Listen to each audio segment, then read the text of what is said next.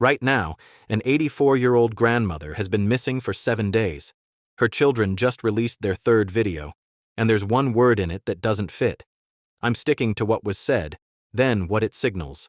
No spin, just the timeline and the gaps. 2 chapters. The family plea first, then the investigative contradictions. Because by the end, one question will define everything. Are we watching a rescue operation or something else? Here's how to watch this. Nancy Guthrie disappeared from her Tucson home 1 week ago. Her family has now released 3 separate videos appealing to her abductors. The latest one came last night. It's 40 seconds long, and it contains a single word that law enforcement likely chose very deliberately. Slow down here. This isn't just emotion on camera, a major development in the desperate search for Nancy Guthrie as her children have released a new video begging for her return. The 84-year-old has been missing for a full week, and her family sends chilling plea to their mother's abductors just last night.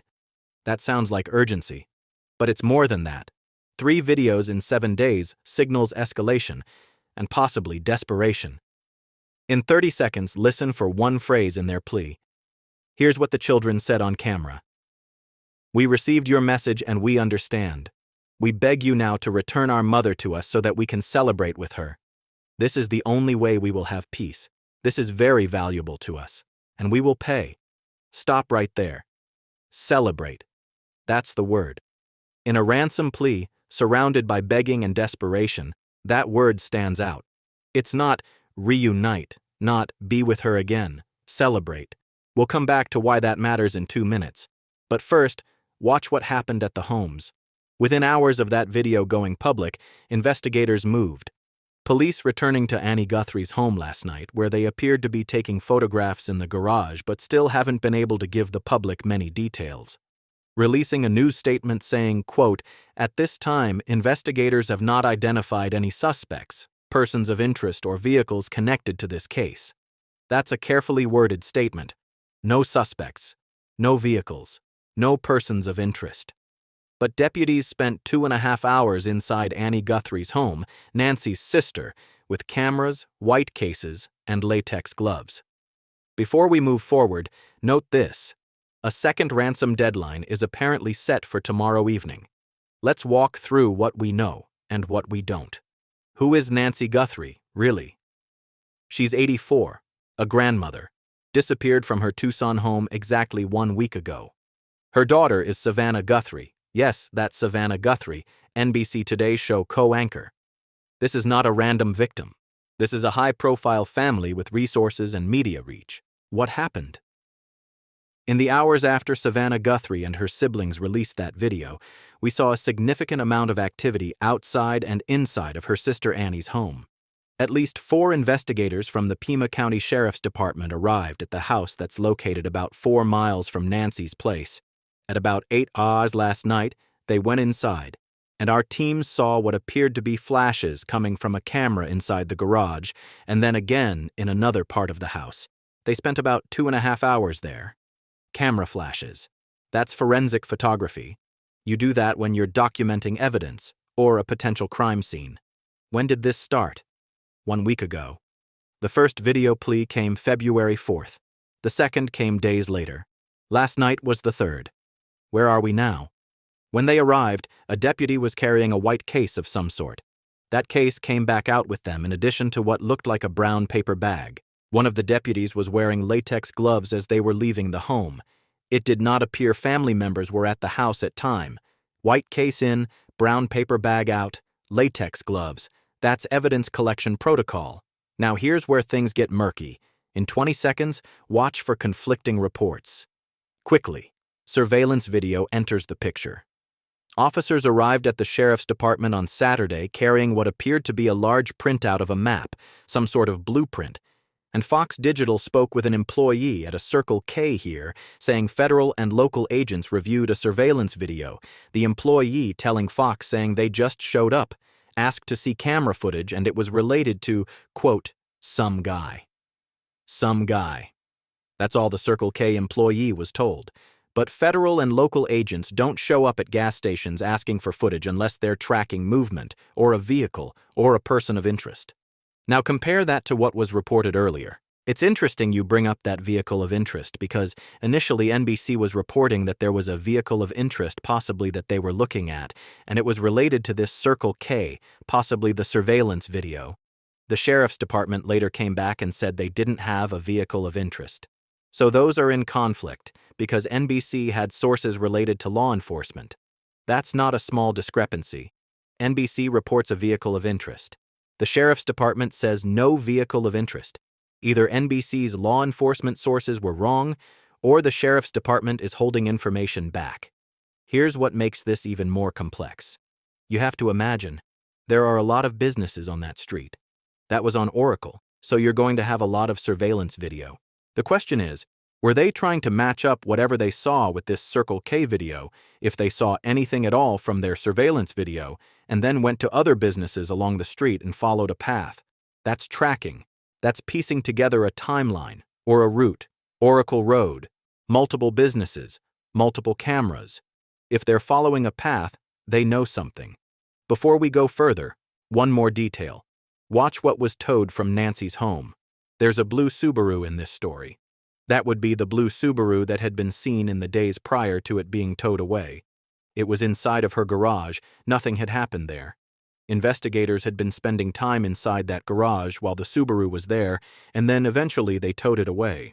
We have not been able to gather any more information on what they're doing, but you have to imagine that it's being processed for evidence, and the forensics teams here, who are excellent, especially with the FBI, are working on that.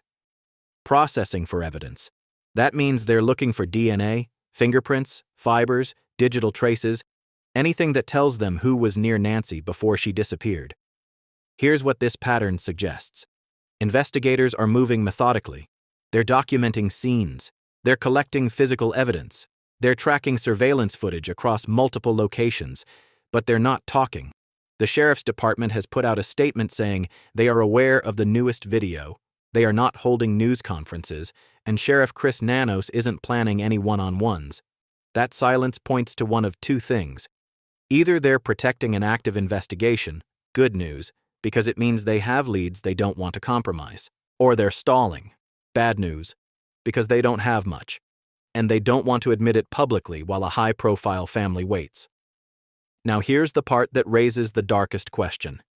We have seen this grieving family, and it has now been over a week since Nancy was taken from this home. We've seen 3 messages. Savannah Guthrie appealed to her mother's abductors on February 4th, about 4 minutes long. You saw all of the siblings, and they were really trying to drive home, this is a grandmother, she's human, she's kind. Then we saw the short message from Cameron who tried to reach the abductors. And then last night the message from Savannah saying that they would agree to pay and they wanted to celebrate their grandmother. 3 videos, 7 days, escalating desperation. But here's what's missing. Proof of life. In 30 seconds, listen to what a former NYPD hostage negotiator says about that gap. This is Greg, former NYPD senior hostage negotiator. I don't know why these hostage takers have not given proof that her mother's proof of life.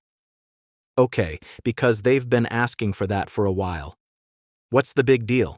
Somehow send a picture. Mother's, grandmother's maiden name, something like that only she would know. Why don't they do that? It raises my level of suspicion that something's going on here. That she's not alive? Could be, you know. That's the question no one wants to ask out loud. Proof of life is standard. It's easy. A photo, a detail only she would know, a timestamp. So why hasn't it come?